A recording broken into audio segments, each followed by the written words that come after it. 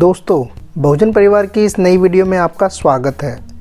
आप तो भली भांति जानते ही होंगे कि महान कार्य करने वाले विरले ही होते हैं। वो अपने और अपने आसपास के लोगों को ही नहीं बल्कि पूरे देश के लोगों को जीने की राह दिखाते हैं। उनके किए गए कार्यों से लोगों के अपमान और कष्टों भरे जीवन में परिवर्तन होता है।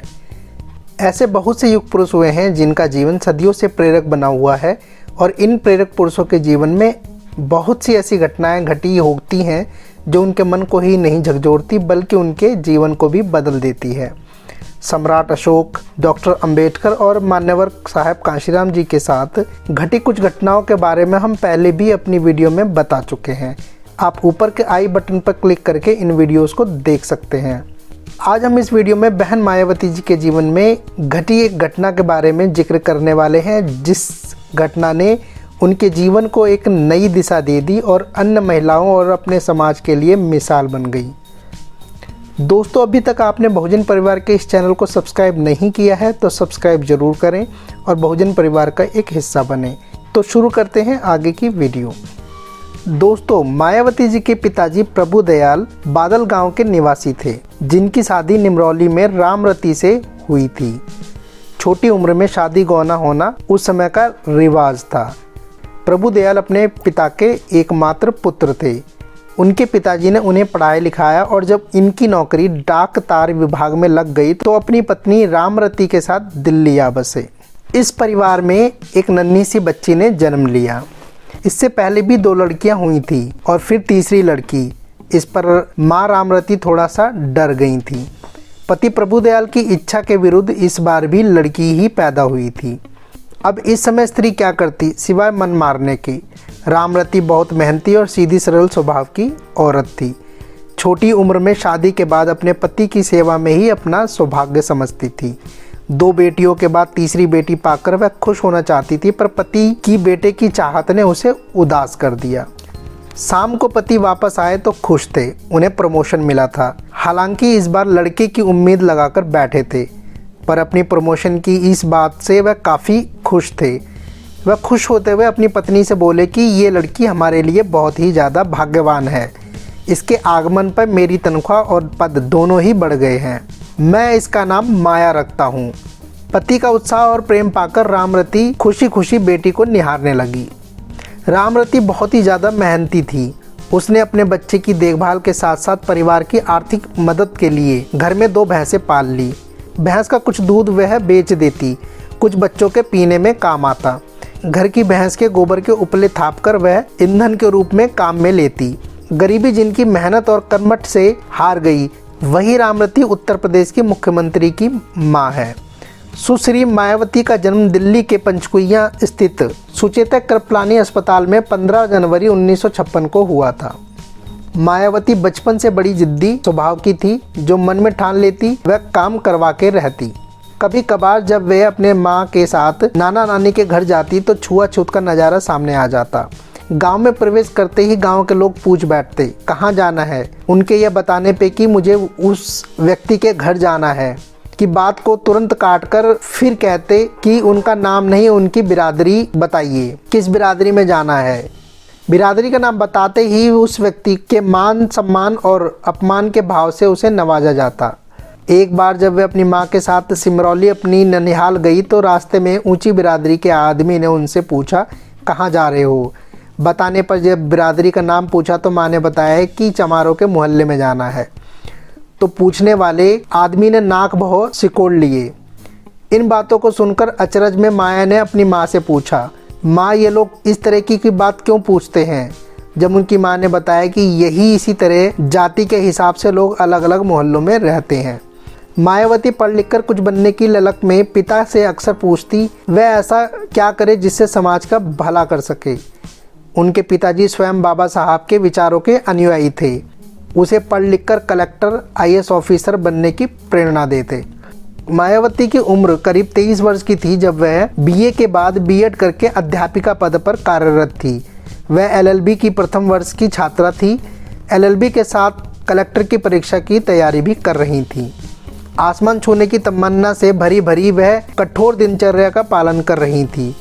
देर रात तक पढ़ना, सुबह जल्दी उठकर इंद्रपुरी से दूर सरकारी बसों में सफर करके यमुना पार स्कूल पढ़ाने जाना, फिर लौटकर घर आना और घर से मंदिर मार्ग LLB की कक्षा के लिए जाना थका देने वाला होता था। पर मायावती इतनी थकान के बावजूद भी लौटकर फिर IAS की तैयारी के लिए पढ़ाई में जुट जाती थी। सन 1977 की बात है। उस समय जनता पार्टी की सरकार थी। उन दिनों कॉन्स्टिट्यूशन क्लब में एक सभागार में जाति तोड़ो सम्मेलन बुलाया गया, जिसका नेतृत्व व संचालन तत्कालीन स्वास्थ्य मंत्री श्री राजनारायण कर रहे थे। वक्तागण अपना अपना वक्तव्य दे रहे थे। संचालन के दौरान राजनारायण भी अनुसूचित जाति के लोगों को हरिजन नाम से संबोधित करते जा रहे थे। बहन मायावती भी इसी सभागार में न केवल बैठी हुई थी, बल्कि वे एक सम्मानित वक्ता के रूप में आमंत्रित भी की हुई थी। थोड़ी देर बाद जब उन्हें मंच पर आमंत्रित किया गया तो सर्वप्रथम उन्होंने हरिजन शब्द पर अपनी आपत्ति जताते हुए कहा, एक तरफ तो श्री राजनारायण देश में जाति तोड़ने की बात कर रहे हैं, दूसरी तरफ वे मंच संचालन करते समय अनुसूचित जाति के लोगों को हरिजन नाम से संबोधित कर रहे हैं। क्या इससे जातिवाद टूटेगा या और बढ़ेगा? क्या हरिजन शब्द जाति सूचक नहीं है? गौरतलब है कि हमारे संविधान में सामाजिक, राजनीतिक व सांस्कृतिक रूप से पिछड़ी जातियों की पहचान अनुसूचित जाति से दी गई है। इसलिए जाति तोड़ो के नाम पर बुलाया गया यह अधिवेशन अनुसूचित जाति के लोगों को गुमराह करके उनकी आंखों में धूल झोंकने का काम कर रहा है। दोस्तों, हरिजन शब्द का इतिहास को लेके हमने एक वीडियो बनाया हुआ है। आप डिस्क्रिप्शन में जाकर इस वीडियो के लिंक पे क्लिक करके ये वीडियो भी आप देख सकते हैं। मायावती के विचारों को सुनकर सभा में उपस्थित दलित वर्ग में रोष आ गया। मुर्दाबाद के नारे लगने लगे तो डॉक्टर अंबेडकर अमर रहे के नारों से हॉल गूंज उठा। कार्यक्रम की समाप्ति के बाद दलित समाज के वरिष्ठ कार्यकर्ताओं व नेताओं ने मायावती का हौसला बढ़ाया।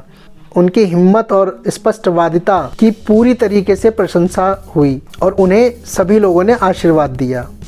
विभिन्न दलित संगठन से जुड़े कार्यकर्ताओं से बातचीत करके उन्हें भी अच्छा लगा। वे आत्मविश्वास से भर उठी। यहीं उनकी मुलाकात बामसेफ नाम की एक संस्था के कार्यकर्ताओं से हुई। उन्होंने मायावती को बामसेफ नाम के संगठन के बारे में विस्तार से बताया। बामसेफ मतलब all India backward and minority communities employees federation, यानी कि दलित, आदिवासी, पिछड़े, अल्पसंख्यक वर्ग कर्मचारियों का महासंघ, जिसका उद्देश्य था समाज के इन तबकों के बीच में एकता लाकर उन्हें समाज बदलने की प्रक्रिया से जोड़ना। बामसेफ के संस्थापक माननीय काशीराम जी दलितों की सामाजिक राजनीतिक स्थिति का जायजा लेकर भविष्य की रणनीति के लिए जगह जगह मीटिंग कर रहे थे। इसी बीच बामसेफ के साथियों ने मायावती के साहस और भाषण देने की कला के साथ साथ समाज के प्रति उनके दर्द को महसूस करके उन्हें बामसेफ में काम करने के लिए आमंत्रित किया। साथ ही उनके बारे में माननीय काशीराम को अवगत कराया। माननीय काशीराम जी एक दिन शाम एक साथी को लेकर उनके घर पहुंचे। उस समय मायावती अपने कमरे में पढ़ाई कर रही थी, अतः उनके पिताजी ने मायावती से ना मिलने की प्रार्थना की, परंतु बाद में उन्होंने मायावती से मिलने के लिए काशीराम जी की बात को मान लिया। काशीराम जी ने उस समय मायावती से सीधा संबोधित करते हुए पूछा, आप क्या कर रही थीं? मायावती ने जवाब दिया, जी मैं पढ़ रही थी। फिर काशीराम साहब ने पूछा, आप क्या करती हैं? मायावती ने जवाब दिया, जी मैं टीचर हूँ और समाज की बैठकों में भी जा जाकर लोगों को अपनी हालात सुधारने के लिए एडवाइस देती हूँ। साहब काशीराम जी सवालों पे सवाल पूछते गए, आपका लक्ष्य क्या है? फिर मायावती ने जवाब दिया, मेरे पिता कहते हैं IAS बनो, तो मैं उसी की तैयारी कर रही हूँ। मैं भी यही समझती हूँ कि पढ़ लिख कर IAS अफसर बनूँ। फिर साहब काशीराम बोले, देखिए मायावती जी, आप IAS की बजाय एक अच्छी नेता भी बन सकती हैं। फिर देखिए कलेक्टर जैसे कई अधिकारी आपके आगे पीछे फाइलें लेकर जी हजूरी करते हुए आपके सामने खड़े होंगे, जिसकी बदौलत आप इस देश के बहुजन समाज की सही मायने में सेवा व उत्थान कर सकती हैं। मायावती जी को लगा कि काशीराम जी की बात में दम है।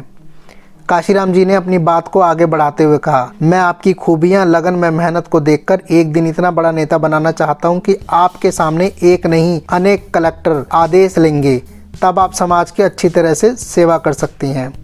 माननीय काशीराम जी की बातों ने मायावती पर असर डाला।